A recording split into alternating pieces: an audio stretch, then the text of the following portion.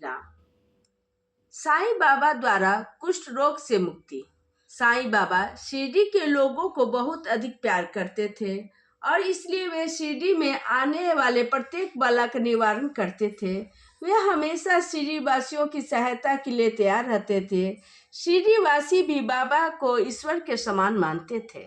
एक बार शिरडी के भागोजी नामक व्यक्ति को कुष्ठ रोग हो गया, इसलिए गांव के लोग ने उनसे दूर रहने के लिए उन्हें गांव से बाहर निकाल दिया।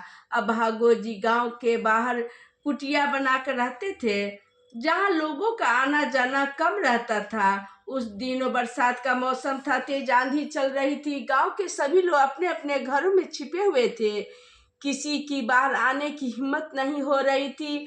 आंधी इतनी तेज चल रही थी कि अधिक संख्या में पेड़ टूटकर जमीन पर गिर रहे थे। इसी तेज आंधी में भागोजी की घास फूस की बनी हुई कुटिया भी टूट फूट कर बिखर गई।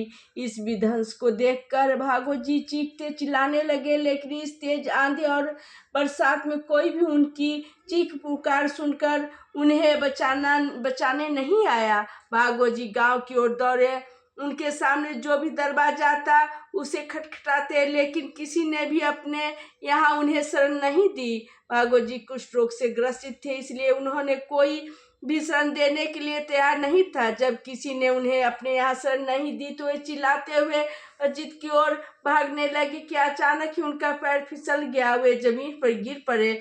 जैसे वे जमीन पर गिरे तो उनके मुंह से निकला, साईं मुझे बचाओ, साईं मुझे बचाओ। साईं बाबा के कानों में जैसे ही भागोजी की आवाज आई तो वे नंगे पांव बाहर निकले और उन्हें उठाकर मस्जिद में ले गए और वहीं साईं बाबा ने भागोजी का उपचार किया और उनकी सेवा शुश्रूषा से धीरे धीरे भागोजी की कुष्ठ रोग से मुक्ति हो गई।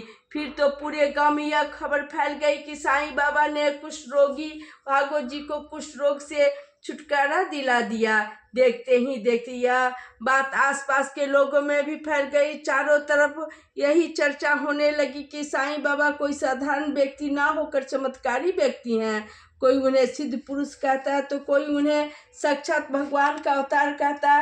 किसी के मुंह से यह सुना जाता कि नेत्रहीनों को दृष्टि और निसंतान को संतान देने वाले हैं, और कोई भी उनके दर पर आया जाएगा तो वह खाली हाथ नहीं लौटेगा। उनकी सच्चे दिल से मांगी मुराद अवश्य पूरी होगी। जैसे जैसे उनकी चर्चा बढ़ती थी, उनके दर्शन करने वालों की संख्या भी बढ़ती जा रही थी। दूर दूर से लोग उनके दर्शन और आशीर्वाद हेतु आते। उनके भक्तों के दिलों में उनके लिए अपार श्रद्धा थी, इसलिए उन्होंने अपने ढंग से पूजा करना चाहते थे। वे बाबा के प्रति अपनी भावनाओं को व्यक्त करने के लिए अवसर की ताक में रहते थे कि कब उन्हें अवसर मिले और कब वे अपने सम्मुख अपनी भावनाओं को व्यक्त करें। इस संबंध में सभी भक्तों ने मिलकर साईं बाबा से विनती की कि उनकी पाद पूजन करना चाहते हैं, इसलिए आप अनुमति दें।